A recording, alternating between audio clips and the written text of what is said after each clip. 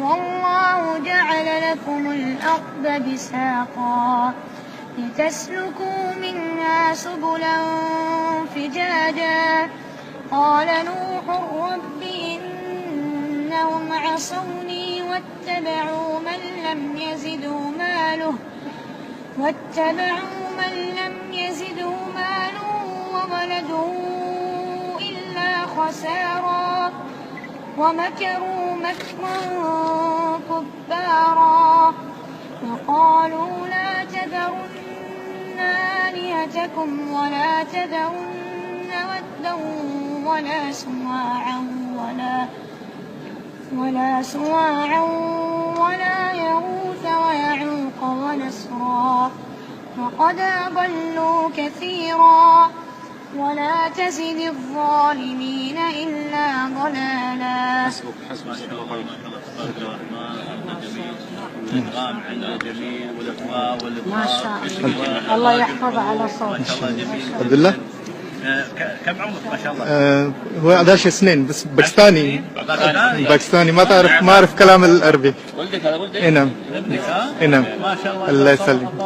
الله يسلمك. إن شاء الله نشوفه أحد المشايخ والدعاة. جزاكم الله خير. أكثر من جهة الأخلاقيات. الله يسلمك. الله يبارك فيك. شكرا. وأنا منا المسلمون ومنا القاسطون.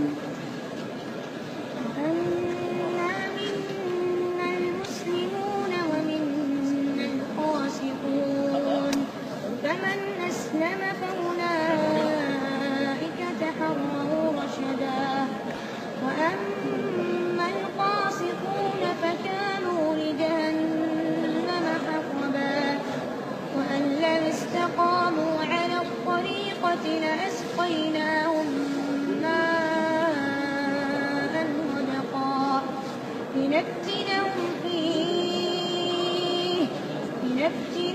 فيه ومن يعرض عن ذكر ربه يسلكه عذابا صعدا وأن المساجد لله فلا تدعوا مع الله أحدا وأنه لما قام عبد الله يدعوه كادوا يكونون عليه لبدا. الله يبارك فيك.